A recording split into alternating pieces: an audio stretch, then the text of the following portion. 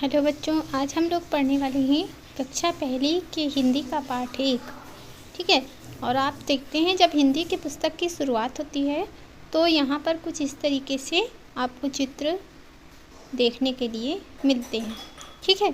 अब ये चित्र जो है छोटे बच्चों के लिए दिए गए हैं, क्योंकि पहली कक्षा में जो बच्चे आते हैं वो 6 वर्ष 5.5 वर्ष इस प्रकार की उम्र के बच्चे होते हैं। और उन बच्चों को अक्षर ज्ञान भी नहीं होता है, वो किताब को कैसे सीधे पकड़ना, कैसे उल्टे पकड़ना, किताब को किस तरफ से किताब को खोलना, ये सब वो नहीं जानते हैं।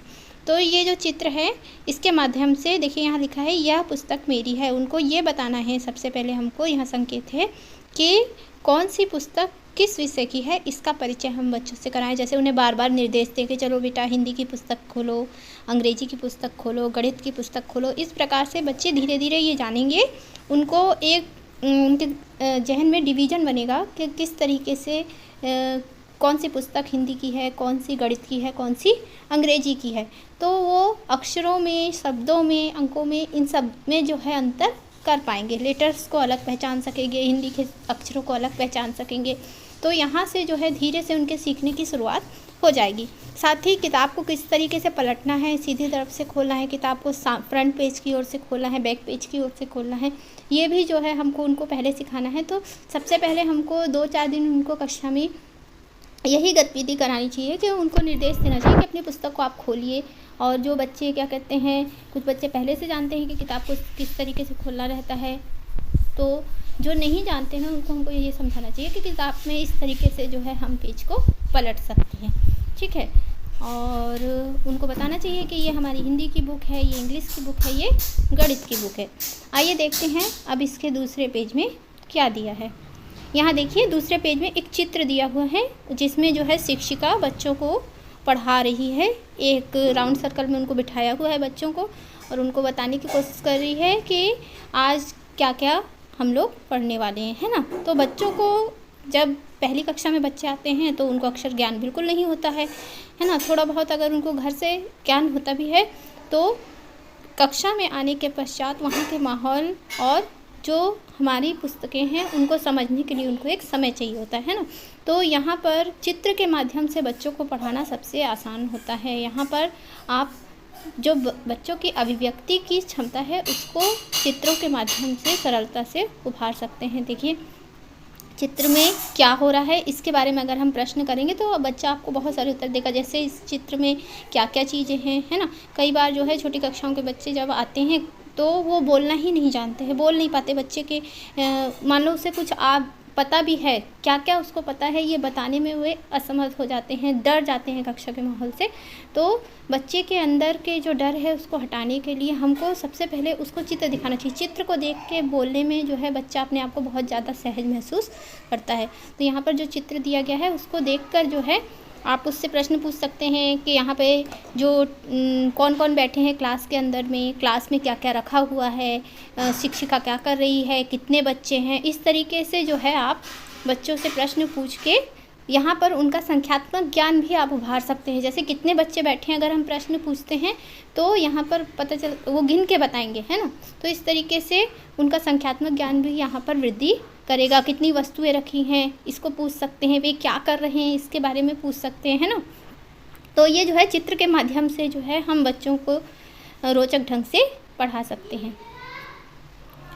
आगे देखिए गतिविधि 1 लिखी है, इसमें लिखा है मेरा नाम, यहाँ पे खाली स्थान दिया हुआ है और है लिखा है मेरे दोस्त या सहेली का नाम खाली स्थान, है ना। तो यहाँ पर जब बच्चे आते हैं तो सबसे पहले जो है उनका नाम लिखना जो है उनको सिखाना चाहिए। अक्षर ज्ञान की शुरुआत, हालांकि उस समय बच्चों को लिखना नहीं आता है और वो अच्छे से अक्षरों को भी नहीं पहचान पाते हैं, लेकिन उनके मस्तिष्क में एक चित्रात्मक जो हमारे शब्द हैं उनका चित्रात्मक स्वरूप बैठ जाता है। उसकी सहायता से जो है हम लोग बच्चों को आसानी से सिखा सकते हैं। ठीक है। तो यहाँ पर जो है आप बच्चों को सबसे पहले अपना नाम, अपने किसी दोस्त का नाम जिसका नाम वो वहाँ लिखवाना चाहते हैं अपने दोस्त सहेली के नाम में, वहाँ लिखवा के और उसको बार बार लिखने के लिए, बार बार रिपीट करने के लिए बोलिए। तो इस तरीके से वो ध्वनियों को पहचानना सीखेंगे। जैसे किसी का नाम नमन है ना, अब आपने लिखवा दिया नमन, ना से वो ध्वनि की शुरुआत हो रही है ना, तो वो ना शब्द को जो है, जो ना अक्षर है उसको वो बहुत जल्दी से पहचानना शुरू कर देगा, क्योंकि उस अक्षर से उसके नाम की शुरुआत हो रही है। वैसे ही उसकी सहेली का नाम अगर शशि है तो जो स अक्षर है उसको जो है वो बहुत जल्दी से पहचानना शुरू कर देगा, क्योंकि वो उस नाम को बार बार रिपीट कर रहा है। ठीक है, नीचे देखिए गतिविधि 2 दी हुई है। इन चीज़ों के चित्र बनाओ जो तुम्हारी कक्षा के आसपास हैं, है ना। अब यहाँ पे चित्र बनाने के लिए क्यों दिया गया, क्योंकि देखिए बच्चे जब कक्षा में आए हुए हैं, कक्षा में मतलब उनकी शुरुआती हो रही है, तो उनको लिखना नहीं आता है, और जो उनके फिंगर्स हैं वो पेन के पेंसिल के साथ में अच्छे से समन्वय नहीं बिठा पाते हैं ना, उनको अच्छे से चॉक पकड़ना नहीं आता, पेन पेंसिल पकड़ना नहीं आता। तो उसके लिए हमको उनके हाथ की एक्टिविटी करवानी पड़ेगी, फिंगर्स की एक्टिविटी करवानी पड़ेगी, जिसके माध्यम से फिर वो लिखना जो है सीखेंगे। तो इसके लिए वो जैसा भी चित्र बनाए या आड़ी टेढ़ी रेखाएं खींचे, है ना, तो धीरे से जो है उनको चित्र बनाने के लिए अगर आप बोलेंगे तो वो देख देख के जब चित्र बनाएंगे तो उनकी होल्डिंग जो है पेंसिल के साथ में या सीस के साथ में, पेन के साथ में जो है अच्छी बनना शुरू हो जाएगी। ठीक, यहाँ देखिए दिया हुआ है अपने पसंद के फ़ोटो बनाए। यहाँ पर जो है आप उन जो हिंदी के अक्षर हैं, हिंदी जो है लिखने में अंग्रेजी के मुकाबले थोड़ा कठिन पड़ जाती है, क्योंकि यहाँ पर बहुत सारे कर्व है ना, घुमावदार अक्षर बहुत सारे होते हैं हिंदी के अंदर, तो बच्चे को लिखने में उसमें बहुत ज़्यादा कठिनाई होती है।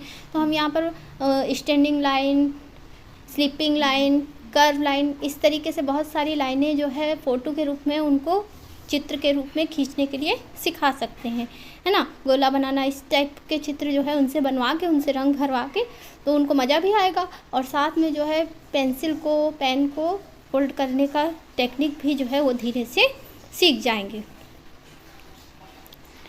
आगे देखते हैं, यहाँ देखिए इसी तरीके से रंगोली बनाना। रंगोली बनाने की गतिविधि में भी उंगलियों की एक्सरसाइज होती है, और बच्चे जो है लिखने के लिए उनको बहुत ज़्यादा इसमें सहायता मिलती है।